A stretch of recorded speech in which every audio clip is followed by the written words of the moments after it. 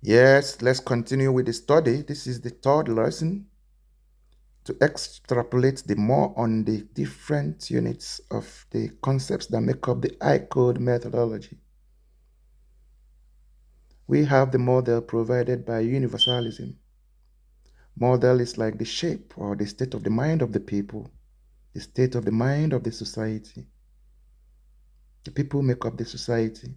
From the word universe, you know it's all about the concepts that are globally acceptable. Those values that the world accepts globally. There are some words, there are some key values that nobody says no to. Especially, you don't want anybody to hurt you, and you don't want anybody to go the other way around into providing you the real value that you deserve as a human being. For instance, accountability, justice, and the rule of law. You know, you don't want people not to be accountable to you, especially if they are your subordinates. Even as a master, you have to be accountable to your workers. So it's a two-way thing. Equality, equity, justice. You don't want to be treated unjustly. Therefore, you don't do it to another person. Those are factors we accept globally. And those factors that we do not accept globally are the factors of divisiveness, which democracy uses to define governance structure, generate the structure of the governance system in every country. And those factors have to do with geography, religion, ethnicity. And those factors that bring us together cannot work with those factors at the same time. They are parallel to each other. So it's a decision-making tree. Whether you want to use those factors that separate people or the factors that bring people together.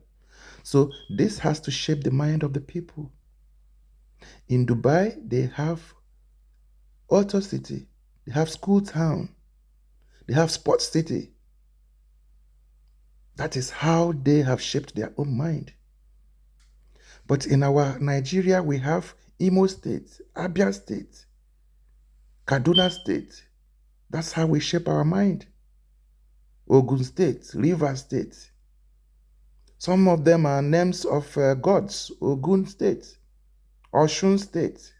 Some of them are names of rivers we have used to straighten our mind, shape our mindset. Those names are fine. They have to do with the uniqueness of the localities. But for the purpose of administration in the digital era, we need to align with the core values of life by ethics and codes of conduct, using the elements of universalism to bring people together. Yeah, in the cyber, because we need a virtual system that can make this work. It's only through virtual system that we can achieve this, connecting people based on their values and not on the values that separate them. Rather, the values that they share. Because with the AI, we'll be able to connect like minds together easier. The crude democracy we practice today is analog and is obsolete.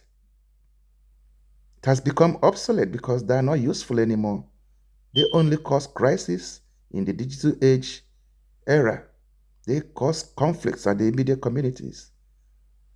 Fight for power because we regionalize governance. We struggle too much and fight for resources everywhere. Every aspect of the country is about fight for power, fight for economy. In Europe, most countries like Denmark, they fight for everybody, not for oneself. Nigeria has individual success stories.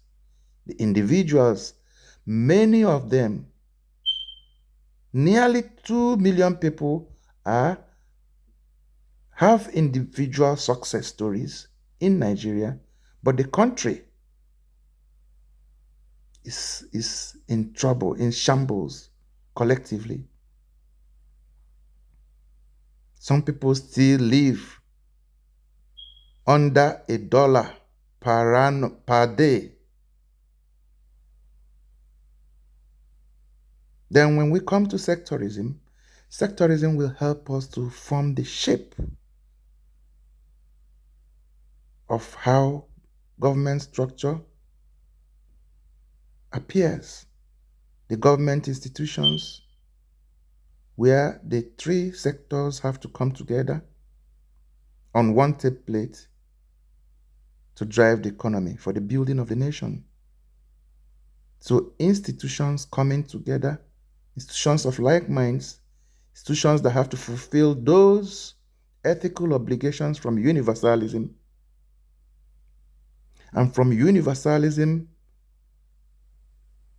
which bears the core values of life by ethics and codes of conduct, we can derive the core values of civilization by occupation and profession, from where we can sectorize the society through occupation, which is about the industry, profession, which is about the expertises of people.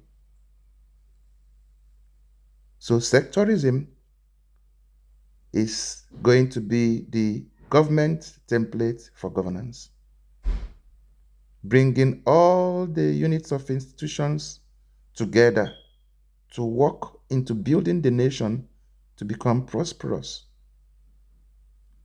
And finally, the matrix, the 12 by 12 matrix of I-Code, is to bring the individuals together to form units of organizations that can join at the national template for economic development at the sector's conglomerate. So every individual will bear a unique identity name, unique identity code, and a role to play to join into an institution that has a 12 by 12 matrix system, which is 144 people coming together to form an enterprise. And the enterprise will bear a unique identity code and a role to play at the center. So this is how they are intertwined. Both universalism and sectorism combine from the system. The I-Code matrix is the system, just like you have your Android and Windows 3.0. That's what the I-Code system will do, will stand for in terms of governance administration using the I-Code technology. So the three of them work together for the good purpose of developing this concept. The next lesson, we are going to take one by one on each of these elements that make up the I-Code methodology, or the concepts of the I-Code methodology.